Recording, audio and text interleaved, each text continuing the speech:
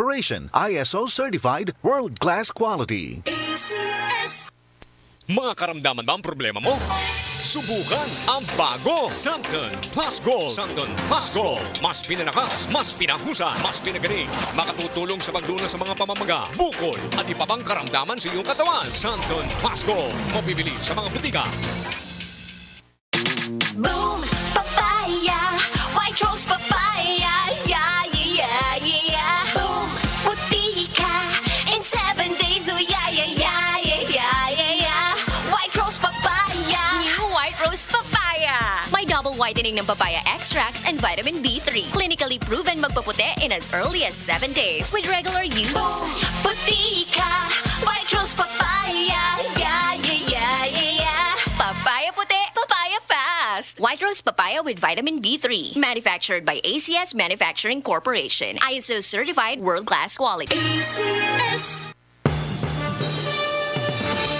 Lumipas at magbago ang panahon. Iisa at nakatatak ang kauna-unahang himpilan sa paghahatid ng serbisyo publiko at balita. Ito ang Radio Mindanao Networks. Higit 6 na dekada sa paglilingkod sa masang Pilipino.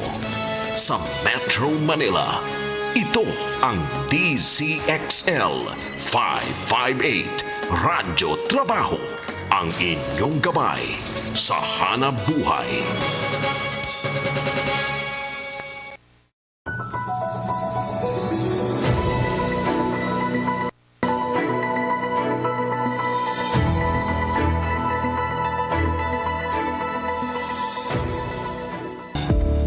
Magandang araw, Pilipinas! Magandang umaga, lungsod ng San Juan! Isang mapagpalang pagbati po sa lahat ng taga-subaybay ng ating programa. Welcome po sa ating panibagong edisyon ng ating programang Radyo Edukasyon.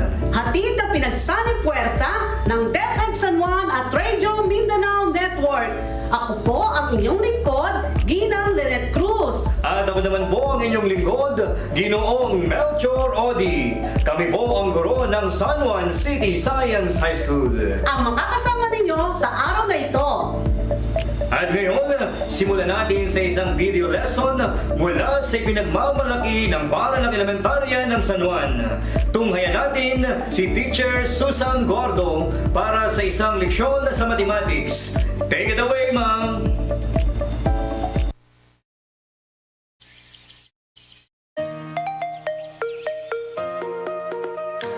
Magandang araw, mga bata.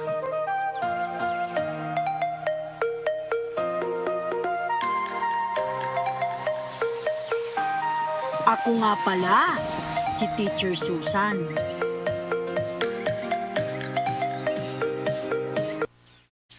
Bago tayo magsimula sa ating aralin, aawit tayo ng 10 mga ibon. Sabayan ninyo ang awitin. Handa na ba kayo, mga bata? Opo!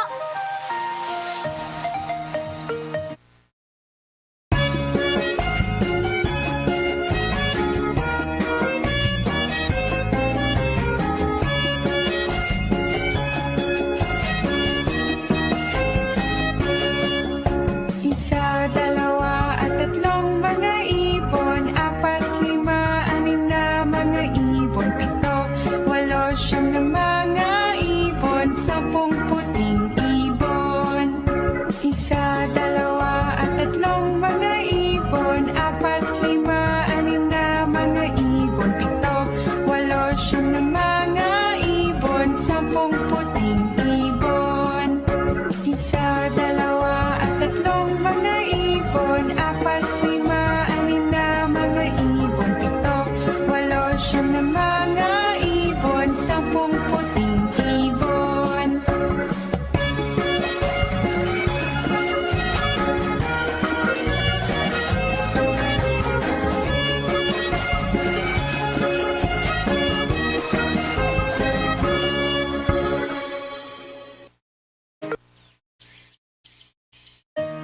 Sa araw na ito, ating pag-aaralan ang paghahambing ng mga bilang.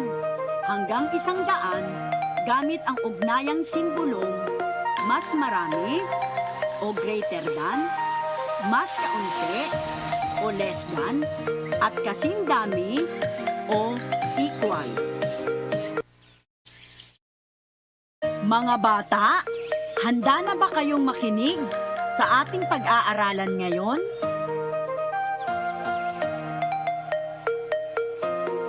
Pangkat A, Pangkat B, Pangkat C.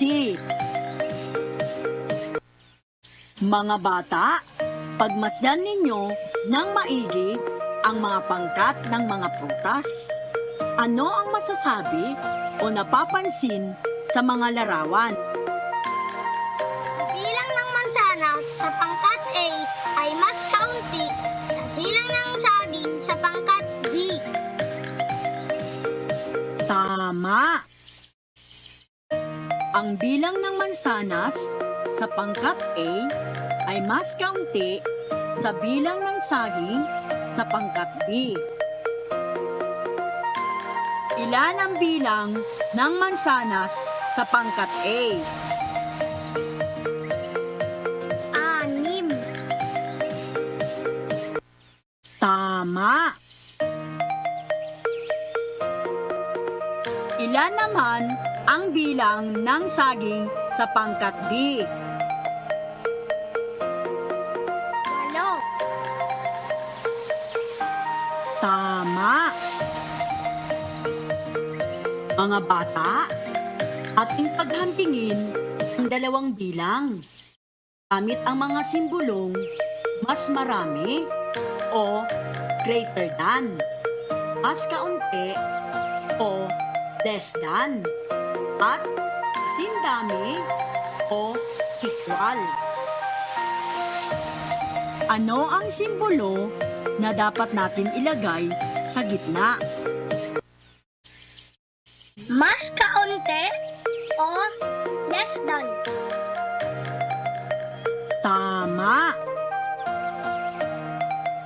Mas kaunti o less than. Ang 6 ay mas kaunti sa 8. 6 is less than 8. Pakiulit nga, mga bata. Ang 6 ay mas kaunti sa 8. 6 is less than 8. Magaling!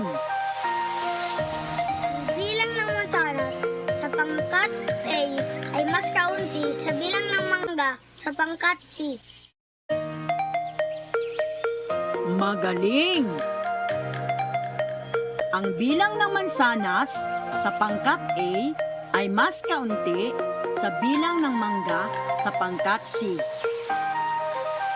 Ilan ang bilang ng mansanas sa pangkat A? 6. Magaling! Ilan naman ang bilang ng mangga sa pangkat C? 8. Magaling!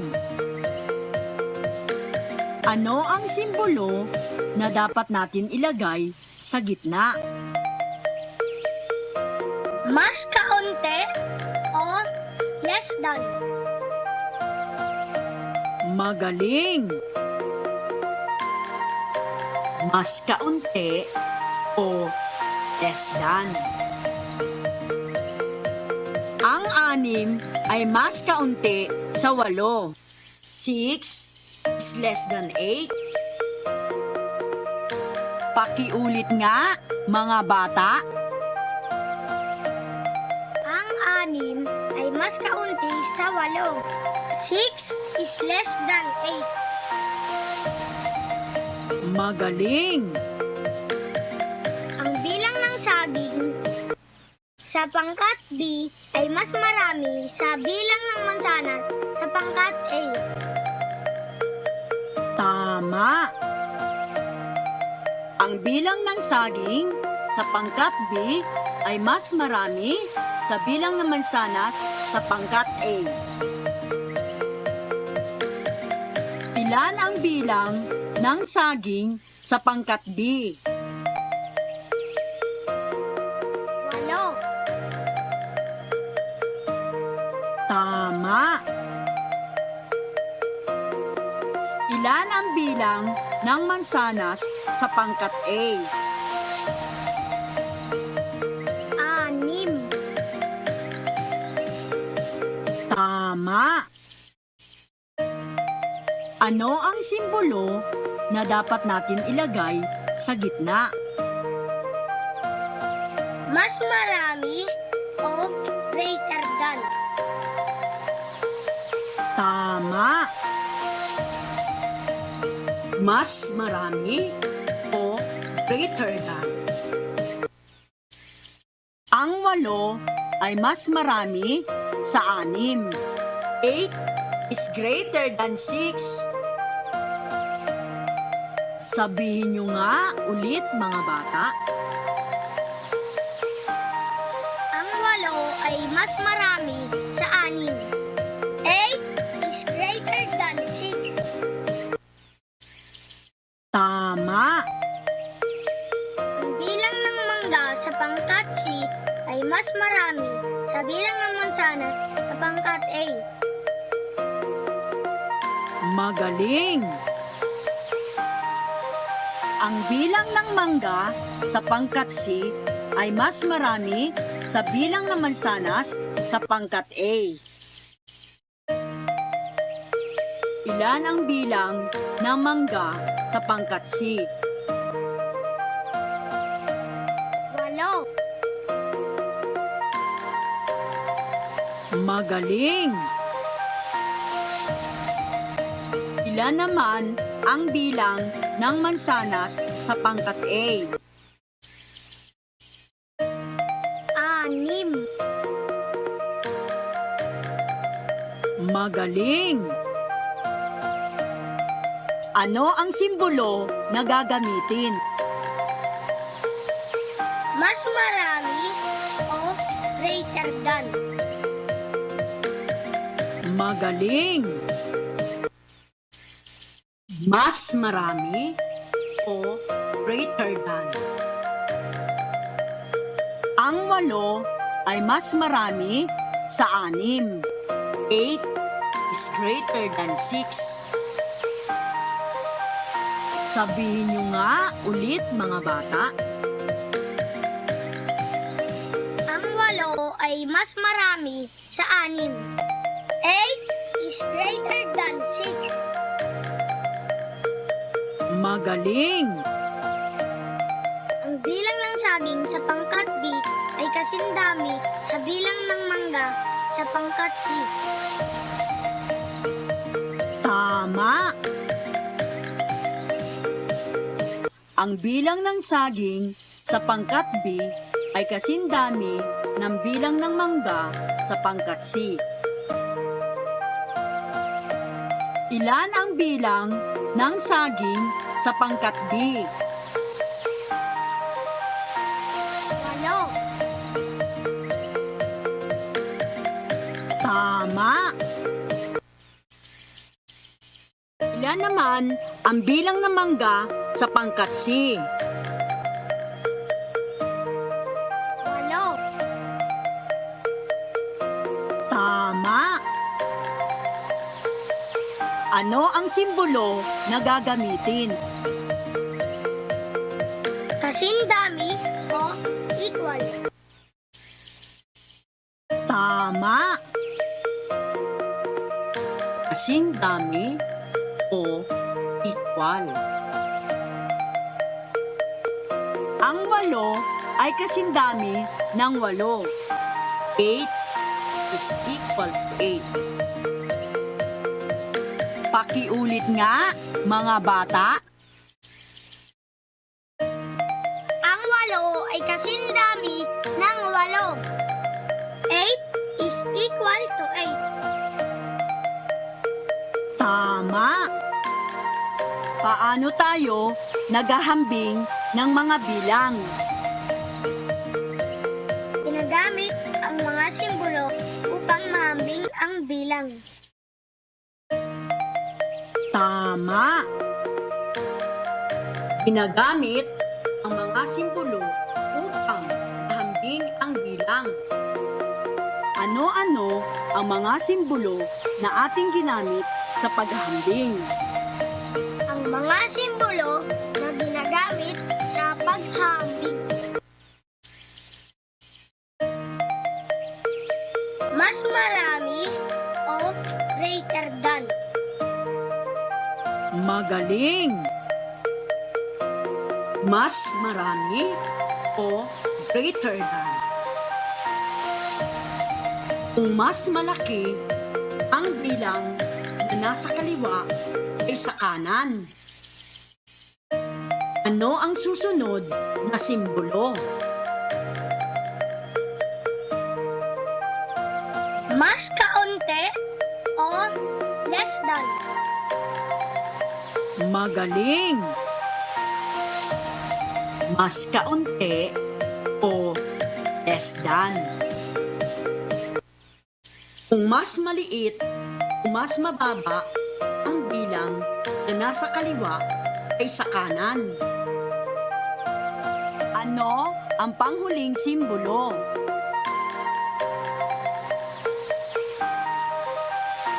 Kasindami o equal. Magaling! Kasing dami o equal. Kung ang bawat bilang ay magkasindami o magkaparehas. Mga bata, sagutan natin ang gawain. Isulat ang mas marami o greater than, kasing dami o equal, mas kaunti o less than, sapat lang upang mapaghambing ang mga bilang. Unang bilang, 99, 100. Mas kaunti o less than. Tama! Ikalawang bilang, 87, 67. Mas marami o greater than. Tama! Ikatlong bilang, 50, 50. Kasindami o equal. Tama! Ikaapat na bilang, 76, 63. Mas marami o greater than. Tama!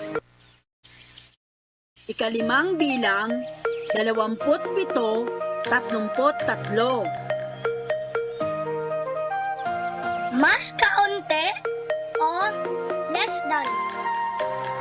Tama! Tandaan mga bata, ang kaalaman o karunungan ay susi sa inyong magandang kinabukasan. Ako si Teacher Susan. Hanggang sa muli. Paalam! Ang husay ni teacher! Tama ka diyan, partner! I hope natuto kayo mga kids kung paano maghambing ng mga bilang hanggang 100. Tutungo naman tayo ngayon sa panibagong lesson tungkol na rin sa sipnayan na ibibigay sa atin ni Teacher Nimalu P. Baldizer, guro mula sa Paaralang Elementarya ng San Juan. Tara, halina kayo at makinig ng mabuti. Magandang umaga mga bata! Ako po si Teacher Malu. Bago natin simulan ang aralin natin ngayon, nais kong tukuyin ninyo ang mga larawan na ipapakita ko. Handa na ba kayo mga bata? Ano-anong mga larawan ang nakikita ninyo?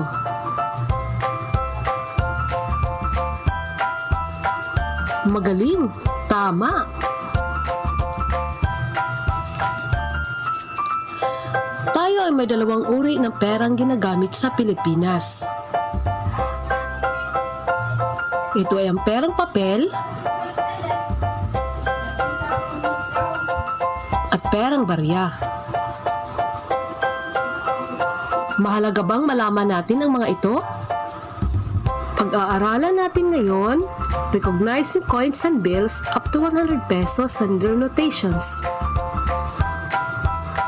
Sa araw na ito, ating matutuhan ang halaga ng Philippine money coins and bills na ginagamit araw-araw.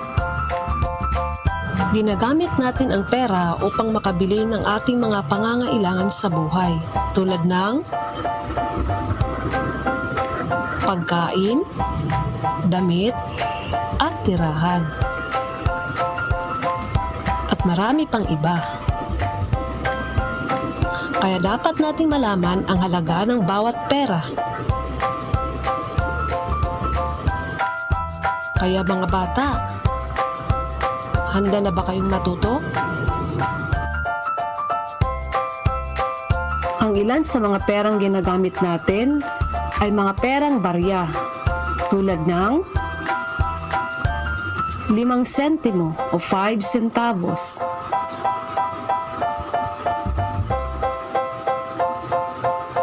pangalawa, 10 sentimo o 10 centavos,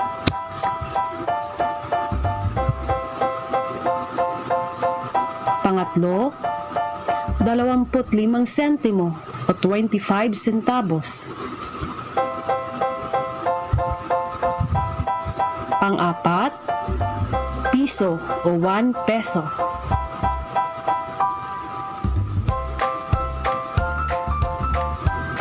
pang-lima, 5 piso o 5 pesos,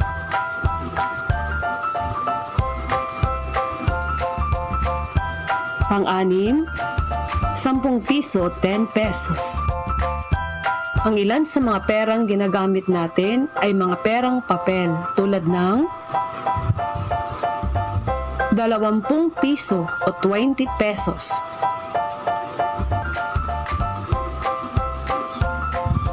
pangalawa, 50 piso o 50 pesos,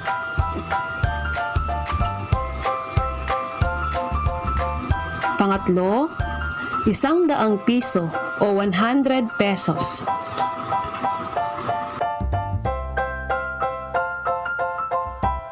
Ulitin nga natin mga bata, alamin natin ang tamang halaga ng bawat pera.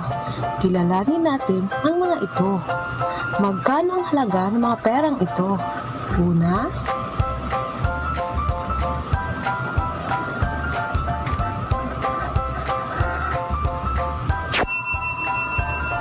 limang sentimo. tama, magaling. Pangalawa,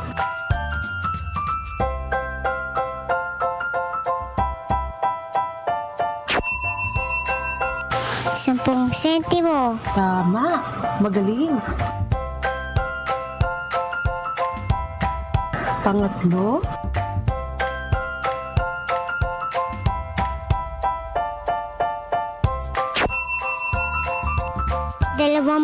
25 sentimo. tama, magaling. Pang-apat,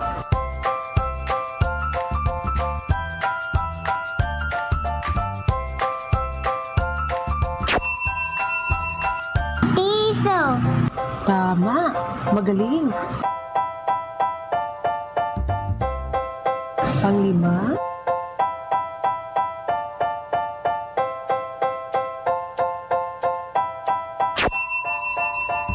5 piso. tama, magaling. Pang-anim,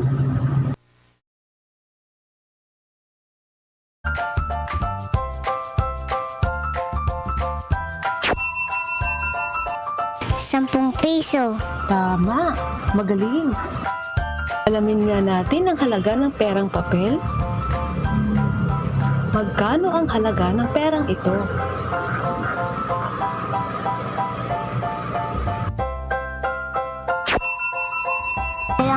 Piso.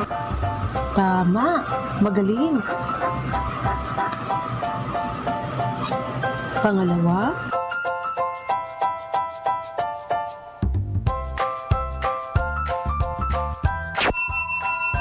50 piso. tama, magaling. Pangatlo,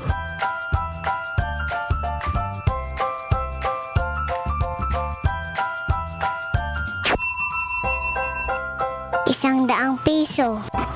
tama, magaling.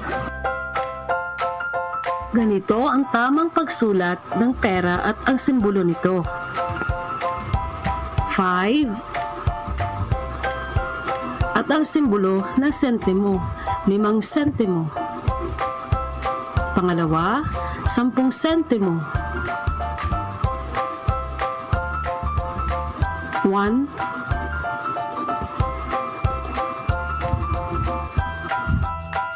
0 at ang simbolo ng sentimo, 10 sentimo. Pangatlo, 25 sentimo. 2 5 at ang simbolo ng sentimo, 25 sentimo. Pang-apat, piso. Malaking P, maliit na H, malaking P,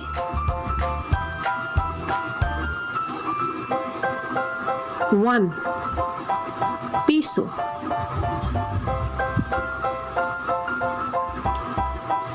₱5. Malaking P, maliit na H, malaking P,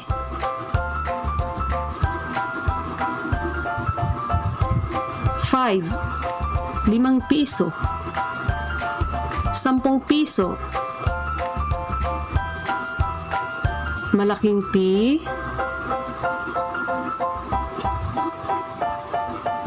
maliit na H,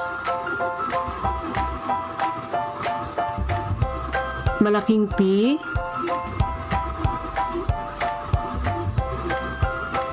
one,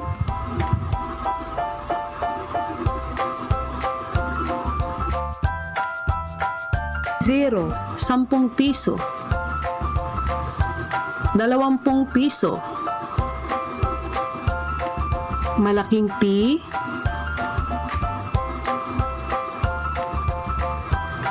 maliit na H, malaking P, 2, 0.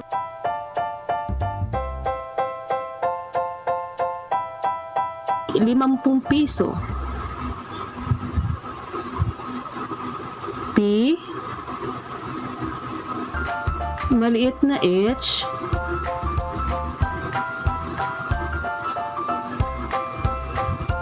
malaking P,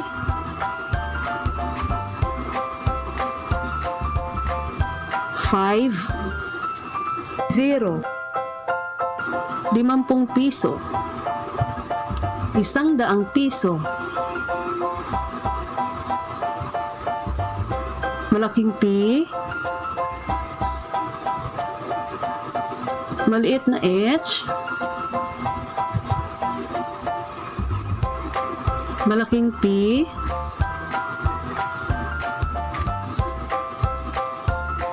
one, 0, 0.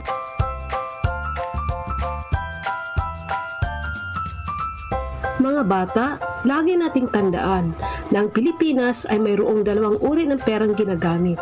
Ito ay ang perang barya at perang papel. Ang C ay simbolong ginagamit sa sentimos o centavos, tulad ng 5 sentimo, 10 sentimo, at 25 sentimo. PHP naman ang simbolong ginagamit sa mga perang papel. Tulad ng 20 piso, 50 piso, at 100 piso. Paano nga ba natin magagamit ang ating pera? Bilugan ang mga titik na kailangan mo upang mabili ang mga ito.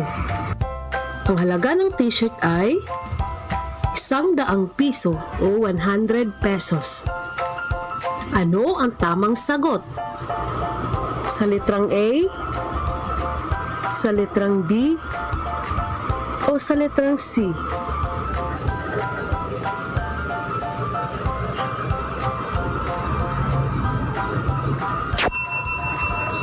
Letrang C. Tama. Magaling. Pangalawa, bibili tayo ng notebook. Ang notebook ay nagkakahalaga ng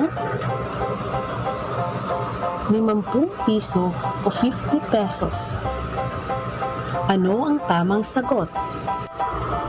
Sa litrang A, sa litrang B, o sa litrang C?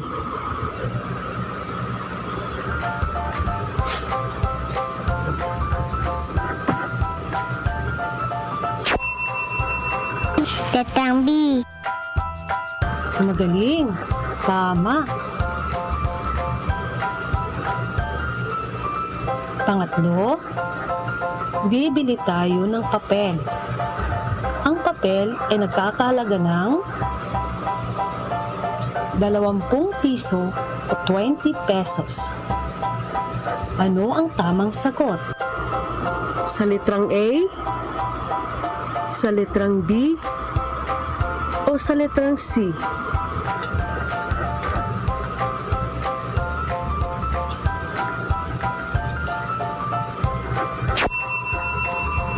Letrang A. Tama. Magaling.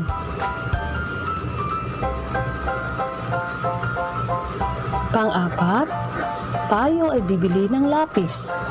Ang lapis ay nagkakahalaga ng 5 piso o 5 pesos. Ano ang tamang sagot?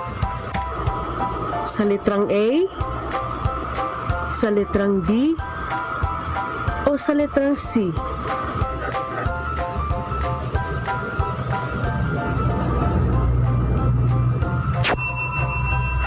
Letrang C.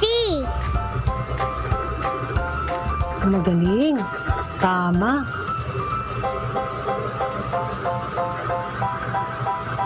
At ang panglima ay, bibili tayo ng Crayola. Ang Crayola ay nagkakahalaga ng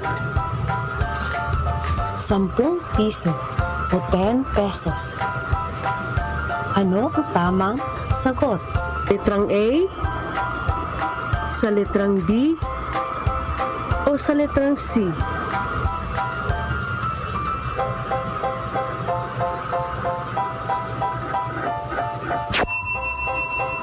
Letrang B. Tama. Magaling.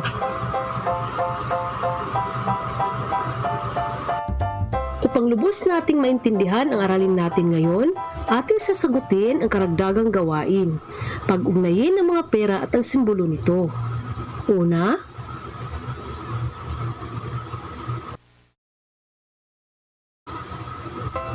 tama, magaling. Pangalawa,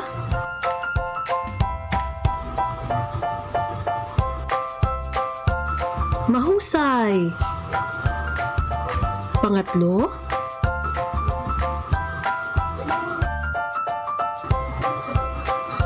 magaling. Tama. Pang-apat,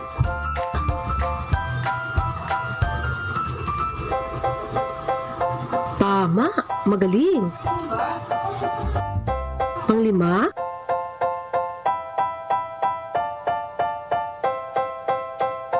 mahusay. Magaling mga bata at natutuhan ninyo ang aralin natin ngayon. Hanggang sa muli, ako si Teacher Malu na nagsasabing palaging maging magsigasig sa pag-aaral upang tayo ay maging matalino. Paalam! At talaga namang kahanga-hanga ang ipinakitang video lesson ni Ma'am Balduser. Napakahalagang malaman natin ang iba't ibang perang ginagamit sa Pilipinas upang mapahalagahan natin ang mga ito. Kaya kayo mga bata, sikapin niyo rin makapag-impok o mag-ipon ng mga perang ibinibigay sa inyo para mabili niyo rin ang mga bagay na kailangan ninyo. Ngayon naman, matutunghayan natin ang dagdag kaalaman sa pagbibigay ng first aid o paunang lunas kapag may emergency.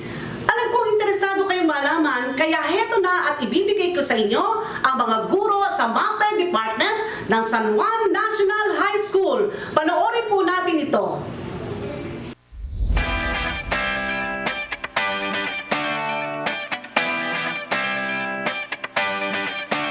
Good day, Batang Sanonanyo! Are you ready to learn new things about MAPE? We hope you're all ready and excited for today's lesson. I'm Mrs. Maria Zarina Daya. I'm Miss Riza Lumontes. And I'm Mrs. Alona Nogoy. Welcome to MAPE Media, making educational deliveries inclusive to all. At the end of the lesson, the students will define and give its roles, objectives, characteristics, and principles. Value the importance of first aid. Demonstrate primary and secondary survey of the victim. Before we begin our topic today, let's have a game called Pick Start. The first letter of each item will tell the magic word for today. The first clue is something soft and light. You can also see this in birds and pillows. The second clue is something cold and frozen. You can see this in your freezers. The third clue is something decorative and can be seen in dolls and gifts. The fourth picture is something bright and shiny. There are thousands of these in the galaxies and can be seen at night. The next one is an adhesive that can be used to attach or put things together.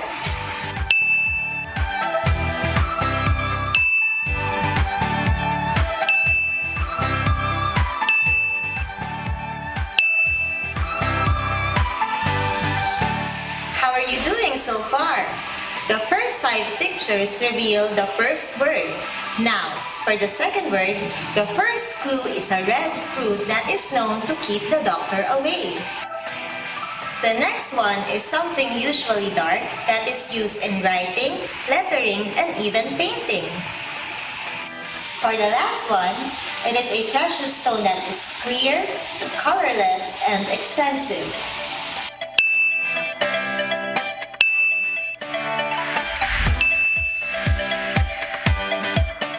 Now that you have all the picture clues for our game Pick Start, can you now guess our magic word for the day? Very good. The answer is first aid. But what is first aid? Are you ready to know more about it? What are we waiting for? Let's begin. And now, let's learn about the basics of first aid. First aid is an immediate and temporary care given to a person who suddenly gets ill or injured. Do you see yourself doing first aid? What exactly does a first aider do? Now, let's take a look at this. Let's now talk about the roles of first aid. It is a bridge that fills the gap between the victim and the physician. It is not intended to compete with or to take the place of the services of the physician. And it ends when the services of the physician begins. What are the different objectives of first aid? To save lives, to prolong life, to alleviate suffering, and to prevent further injury. And now, let's try to check the different characteristics of a good first aider by playing the game Complete Me. For the first characteristic, it means you must not cause pain and panic.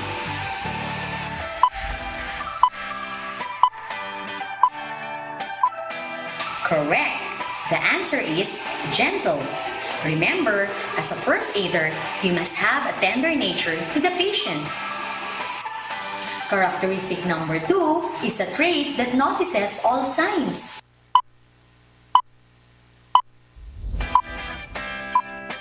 Amazing! The answer is observant. As a first aider, we must be aware with the status of our patient. Characteristic number 3 means to make the best use of things at hand.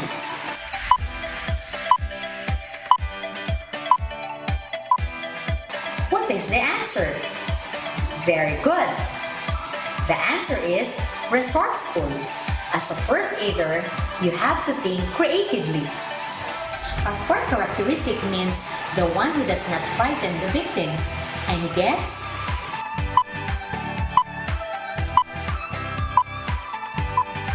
That's correct. The answer is tactful. A good first aider must be respectful and sensitive of the patient's feelings. And for the last characteristic is the one who comforts and reassures the victim.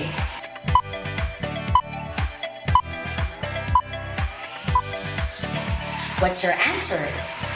Amazing! That is sympathetic, because a good first aider must pertain to a special affirmative or mutual relationship. To sum it up, do not forget the mnemonic GORTS. G for gentle, O for observant, R for resourceful, T for tactful, and S for sympathetic. Now that you know the objectives, roles, and characteristics of first aid, let us now proceed to the principles of first aid. The following are the do's in giving first aid. Number 1, stay calm. Number 2, reassure the comfort of the victim. Number 3, check for a medical bracelet that indicates the condition of the victim. Number 4, loosen any tight clothing. And number 5, keep the victim covered to reduce shock. These are the don'ts in giving first aid. Number 1, don't give food and drink to an unconscious person. And number 2, don't move an injured person unless you need to place him in the recovery position. After talking about the basics of first aid, let's find out the ways of conducting physical examination when giving first aid. Primary survey of the victim is used when the victim is unconscious and immediately treat life-threatening conditions. In conducting primary survey of the victim, remember A, B, C, airway, breathing, and circulation. Check for consciousness. Ask the victim, "Hey, hey, hey, are you okay?" while carefully shaking the victim's shoulder. When there is no response, not even mumbles or groans, the victim is unconscious and in need of immediate medical help. Open the airway. The victim's unconsciousness may be due to an obstruction in his or her airway. It may also be caused by a narrowed airway, making breathing impossible. Find out if there is loss of muscular control in the throat area, which allows the tongue to slip back and block the throat. Lift the chin and tilt the head of the victim if the victim is an adult. This way, you will be able to lift the tongue from the back of the throat, leaving the airway clear. Check for breathing. Put your face near the victim's mouth and look, listen, and feel for breathing. You should observe for chest movement, sound of breathing, or feel the breath on your cheek. We already know how to conduct primary survey of the victim. Let's now proceed with the secondary survey of the victim. Secondary survey is used when the victim is conscious or has revived. It aims to detect everything about the patient's condition. Starts first with history taking. Sample pain is a mnemonic in order to perform the steps more easily. S. Symptoms.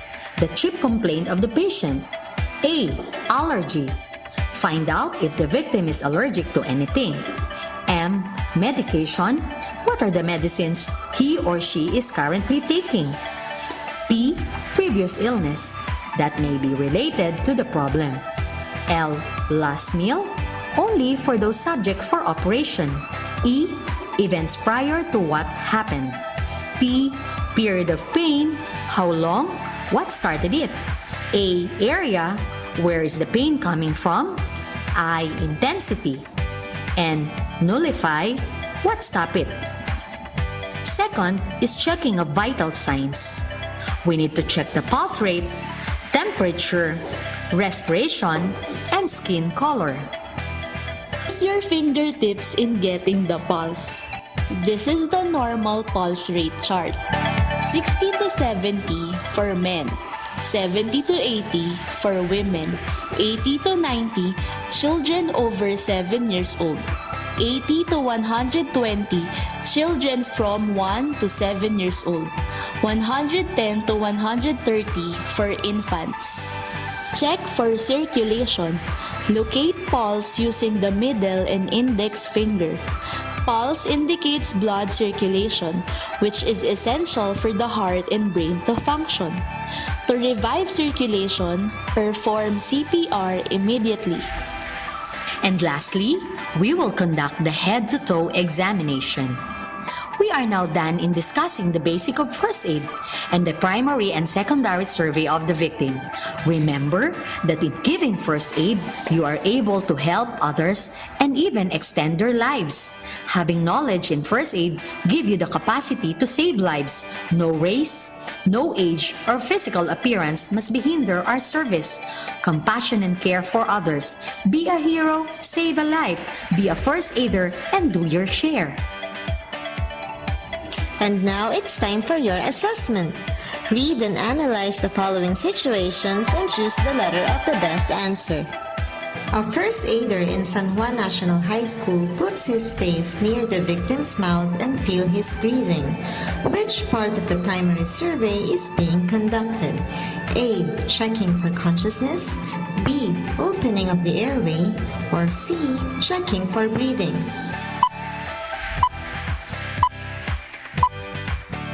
The correct answer is letter C. Edith, on her way home, near Pinaglabanan Shrine, noticed a lady collapse.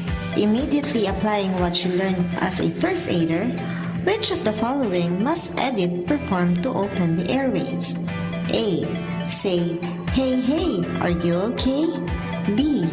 Lift the chin and tilt the head of the victim. C. Observe for chest movement.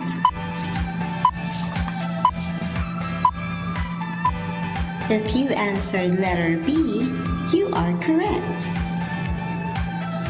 Jundi saw a lying man in Agora Market. He carefully shook the victim's shoulder. This action is a way to A. Check for consciousness. B. Open the airway. C. Check for breathing.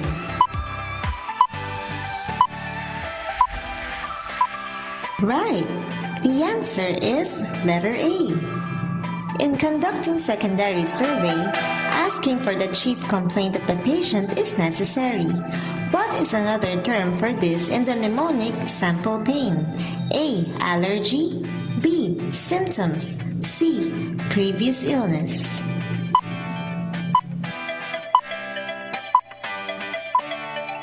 The correct answer is B.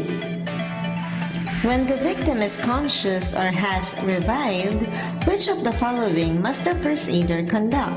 A. Primary survey. B. Secondary survey. C. Principles of first aid.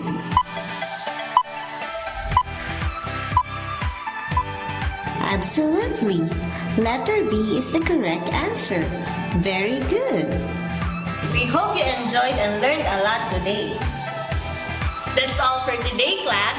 See you in another episode of MAPE Media. Making educational deliveries inclusive to all. At talaga namang napakahusay at napakagaling ng MAPI Department ng San Juan National High School. Saludo po kami sa inyo. Natuto tayo ng mga napapanahong kaalaman. Sabi nga nila, kailangan maging alerto sa panahon ng sakuna dahil sa kaunang lunas ang maaaring makapagsalba sa buhay ng isang tao. At dito nagtatapos ang aming programa. At muli, maraming salamat po sa inyong pagtangkilik para sa isa na namang edisyon ng ating Radyo Edukasyon. Ito po ang inyong lingkod, Gina Lynette Cruz. At ako naman po ang inyong kabang lingkod, Ginoong Melchor Odi, na nagsasabing, it's always fun learning here in San Juan. Keep safe everyone. God bless us all. Hanggang sa muli, paalam!